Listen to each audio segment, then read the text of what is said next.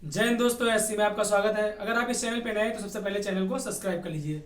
तो आज हम बात करेंगे संविधान में जो अनुसूचियां हैं उनके बारे में कि कितनी अनुसूची और अनुसूचियां जो हैं उनमें क्या क्या दिया गया है।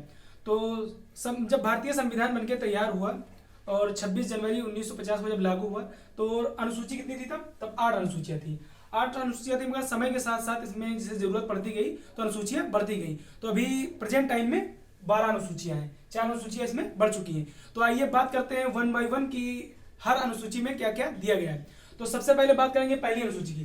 पहली अनुसूची में दिया गया है कि देश और राज्य और जो यूटी हैं इनके बारे में एक ओवरव्यू दिया है कि जैसे कोई अगर बाहरी या कोई भी पढ़ना चाहे तो एक उसको ओवरव्यू मिल जाए कि संविधान में है क्या। ठीक है, तो जैसे इंडिया को अगर समझना है तो आप पहली अनुसूची पढ़ लीजिए, व्हाट इज इंडिया, आप समझ जाएंगे। ठीक है, और दूसरी अनुसूची की बात करें तो वेतन और भत्ते के बारे में इसमें बताया गया है। जैसे जितने भी हमारे लीडर्स हैं या फिर सीएम पीएम जो भी हैं, इनका वेतन और भत्ता जो मिलता है उसके बारे में दूसरी अनुसूची में प्रावधान किया गया है। और तीसरी अनुसूची में बात किया गया शपथ, क्योंकि जैसे पीएम बनते हैं, सीएम बनते हैं, ठीक है, सीजीआई बनते हैं, तो उनको एक शपथ दिलाया जाता है कि अपने कर्तव्य के प्रति मतलब ईमानदार रहें।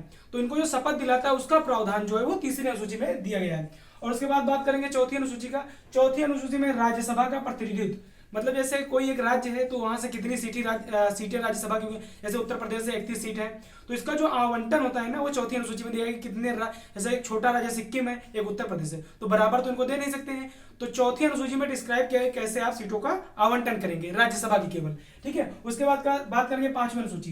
पांचवी अनुसूची में एससी एसटी जो है, एससी एसटी इनके बारे में प्रावधान किया गया है।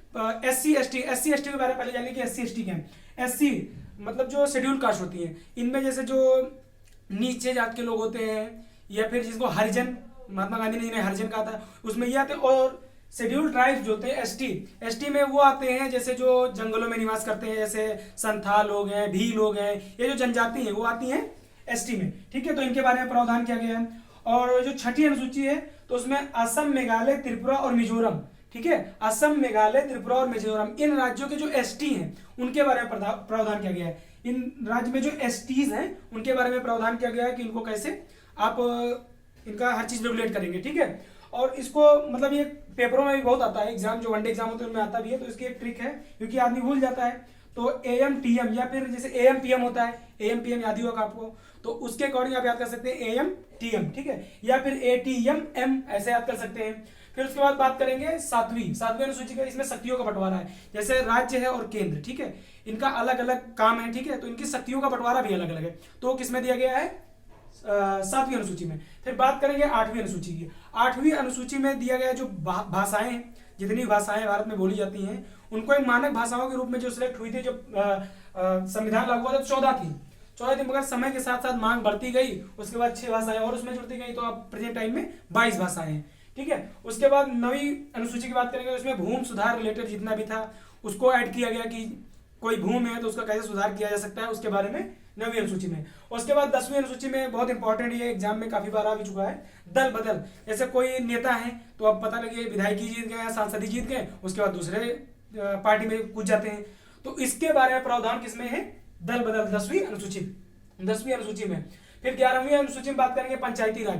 जैसे कोई ग्राम स्तर पे होता है तो ग्राम स्तर पे पंचायत होता है, ठीक है, तो उसके बारे में प्रावधान किया गया है 11वीं अनुसूची में। और इसमें कितने विषय हैं, हाल ही में पेपर में आया भी है कि इसमें कितने विषय हैं, तो 29 विषय हैं। फिर उसके बाद बात करेंगे 12वीं अनुसूची की। तो 12वीं अनुसूची में नगर निगम, जैसे शहरी क्षेत्र है तो उनके लिए होता है, उनको रेगुलेट करने के लिए नगर निगम, तो नगर निगम का प्रावधान किया गया 12वीं अनुसूची में।